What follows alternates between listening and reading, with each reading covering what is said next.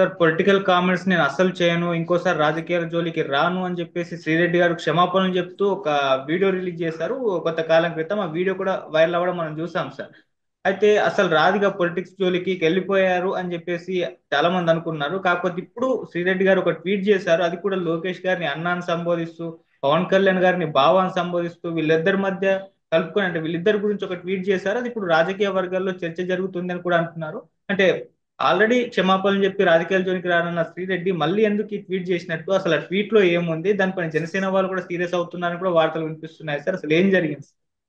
మామూలుగా శ్రీరెడ్డి లాంటి వాళ్ళు సైలెంట్ అయిపోతే మనలాంటి ఛానల్స్, వెబ్సైట్స్, ప్రజలు ఏమైపోవాలి? ఎందుకంటే ఆ, మన రెండు తెలుగు రాష్ట్రాల్లో చెప్పాలంటే ఆంధ్ర ప్రదేశ్ రాజకీయాలే అందరికి ఇంట్రెస్ట్. తెలంగాణ ప్రజలు కూడా ఎక్కువగా ఆంధ్ర పాలిటిక్స్ చూడడానికే ఇష్టపడతారు. ఎందుకంటే దాంట్లో బోల్డ్ డ్రామా, బోల్డ్ ఫన్ను, కామెడీ అన్నీ ఉంటాయి అన్నమాట.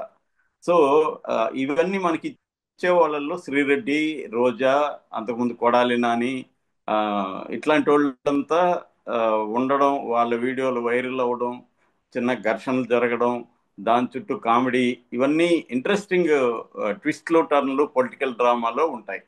సో అది మిస్ అయింది అనమాట ఇప్పుడు. అందువల్ల మామూలుగా శ్రీరెడ్డి వీళ్ళకి అందరికి ఏంటంటే, వీళ్ళు చంద్రబాబు ప్రభుత్వం సీరియస్ గా తీసుకొని ఆ, వైసీపీ సోషల్ మీడియాని దెబ్బ కొట్టేసే కార్యక్రమంలో ఉన్నారు. ఆల్రెడీ సక్సెస్ కూడా అయ్యారు. ఈ మధ్య కాలంలో చూస్తే వైసీపీ సోషల్ మీడియా పూర్తి డీయాక్టివేట్ అయిపోయింది.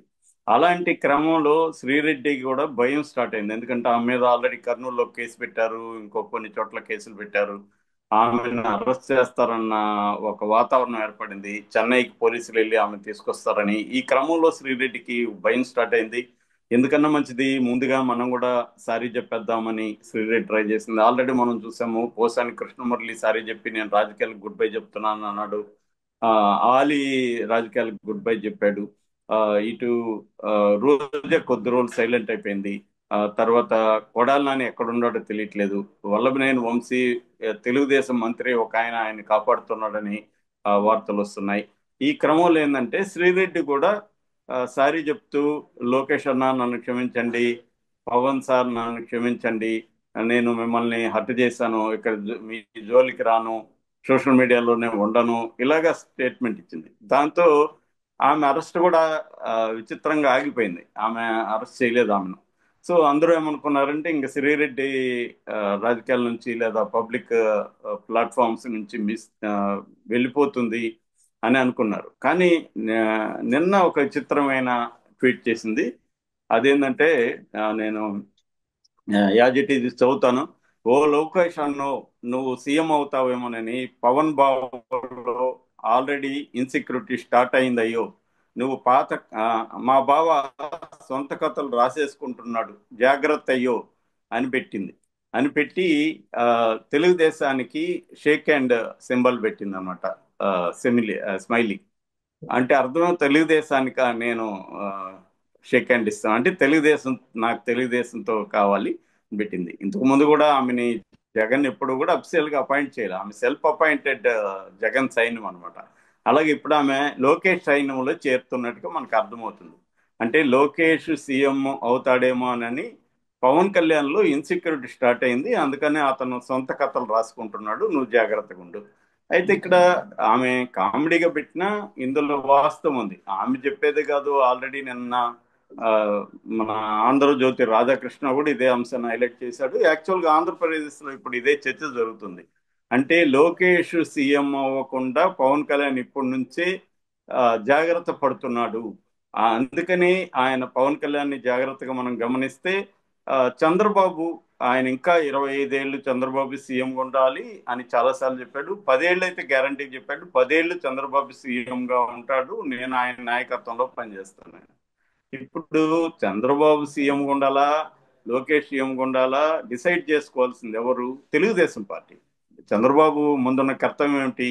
తను యాక్టివ్ గా ఉన్నప్పుడే లోకేష్ ని సీఎం గా చేసి రాజకీయాల్లో సెటిల్ చేయాలి. ఎందుకంటే లో తను వెళ్ళిపోయినాక లోకేష్ ఆ, పార్టీని కంట్రోల్లో పెట్టుకోగలడా? పార్టీలో సీనియర్స్ లోకేష్ ని ఆ, నాయకుడిగా ఒప్పుకుంటారా?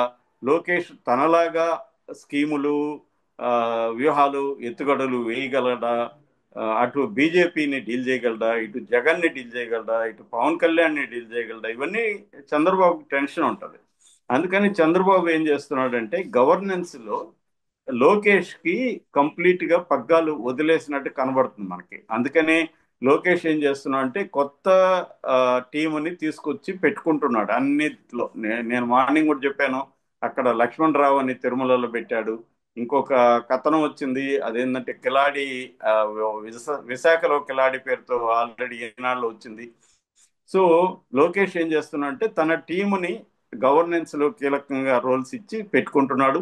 అట్లాగే మనకు తెలుసు టీటీడీ చైర్మన్ గా బిఆర్ నాయుడిని అపాయింట్ చేయడం అని కూడా లోకేష్ ఉంది. అట్లాగే రాజ్యసభకి సానా సతీష్ లాంటి వాళ్ళని పంపించడం అని కూడా లోకేష్ ఉంది.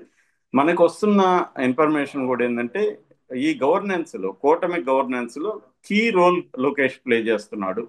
ఆ, అంటే తన నాయకత్వ దీన్ని డెవలప్ చేసుకోవడం, తన టీంని ప్రత్యేకంగా తన లాయల్ గా ఉండి ఎఫిషియెంట్ గా ఉన్న వివిధ పర్సన్స్ ని తన టీంలో పెట్టుకోవడం, అట్లాగే ఢిల్లీ స్థాయిలో ఒక నెట్వర్క్ ని ఫామ్ చేసుకోవడం. అది లీగల్ నెట్వర్క్ కానీ, ఎందుకంటే చంద్రబాబు అరెస్ట్ అయ్యి జైల్లో ఉన్నప్పుడు కూడా లోకేష్ దాదాపు 1 మంత్ ఢిల్లీలో ఉన్నాడు. ఆ టైంలో అతను కంప్లీట్ గా లీగల్ సిస్టమ్ ని అర్థం చేసుకోవడం, పెద్ద స్థాయి లీగల్ గా ఇన్ఫ్లుయెన్స్ చేయగలిగి జుడిషియరీలో ఎవరెవరికి రోల్స్ ప్లే చేస్తుంటారో వాళ్ళందరితో ర్యాపో పెంచుకోవడం, ఇవన్నీ చేశాడనమాట.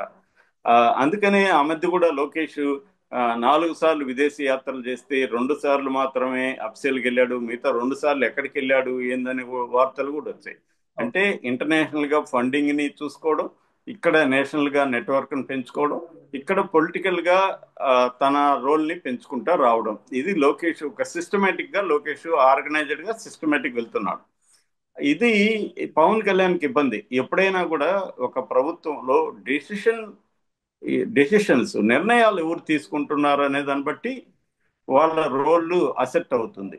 ఇక్కడ కీ నిర్ణయాలంతా లోకేష్ తీసుకుంటుంటే పవన్ కళ్యాణ్ ఆటోమేటిక్ డమ్ అయిపోతాడు. ఊరికి అలంకరణ కోసం పవన్ కళ్యాణ్ ఫోటోలు పెట్టడం ఆఫీసుల్లో అక్కడక్కడ ఇవి చేయడం తప్ప గ్రౌండ్ లెవెల్లో పవన్ కళ్యాణ్కి పట్టు దొరకదు. ఎందుకంటే పవన్ కళ్యాణ్ పార్టీ జనసేన గ్రౌండ్ లెవెల్లో స్ట్రాంగ్ పార్టీ కాదు. దానికి ఏంది, అన్ని ఏరియాలో నాయకత్వం లేరు. ఇప్పుడంటే జగన్కు వ్యతిరేక పవనాలు, ఇటు చంద్రబాబు స్ట్రాటజీ, అటు మోడీ మద్దతు, ఇవన్నీ పవన్ కి కలిసి వచ్చిన అంశాలు. కానీ పవన్ సొంతంగా ఒక పార్టీని బిల్డ్ చేసి పార్టీ నిర్మించి వచ్చిన వ్యక్తి కాదు పవన్.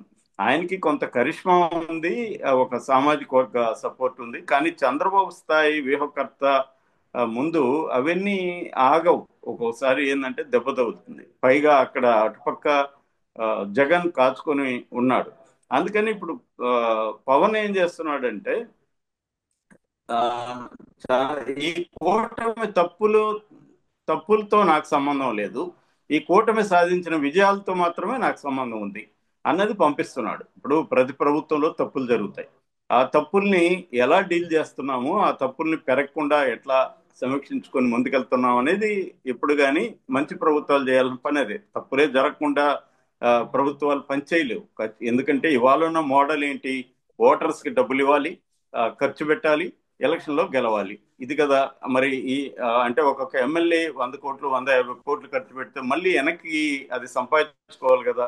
కాబట్టి అవినీతి అనేది కంపల్సరీగా ఉంటుంది. అది ఏ పొలిటికల్ పార్టీ ఉన్నా అవినీతి అనేది మస్ట్ అనమాట. రెండోది ఆశ్రిత పక్షపాతం అంటారు, అంటే తన టీముల్ని తన మనుషుల్ని ఎక్కడికక్కడ పెట్టుకోవడం. సో ఇటువంటి జరుగుతాయి. ఈ క్రమంలో ప్రజలకి అన్యాయం జరుగుతాయి, ప్రజలకి చెడు జరిగే విధంగా నిర్ణయాలు ఉంటాయి. ఇవన్నీ జరుగుతున్నప్పుడు కొన్ని ప్రాబ్లమ్స్ వస్తాయి. ఆ ప్రాబ్లమ్స్ కి నాకు సంబంధం లేదని పవన్ కళ్యాణ్ ప్రతిసారి డిక్లేర్ చేసేస్తున్నాడు. చేసేసి తానే ప్రతిపక్షంలాగా బిహేవ్ చేస్తున్నాడు. అంటే ఒక పక్క లోకేష్ ఏమో ప్రజలతో సంబంధాన్ని కట్ చేసుకొని పవన్ కళ్యాణ్కి ఇబ్బంది కలగకుండా తాను పైకి ఫోకస్ కాకుండా అండర్ కరెంట్ గా లోకేష్ పని చేసుకుంటూ వెళ్తున్నాడు. ఎందుకంటే చంద్రబాబు ముందున్న స్ట్రాటజీ ఏంటంటే మళ్ళీ 2029లో ఎన్నికలకు వెళ్ళాలంటే పవన్ కళ్యాణ్ కి ఇంపార్టెన్స్ ఇస్తూ ఉండాలి.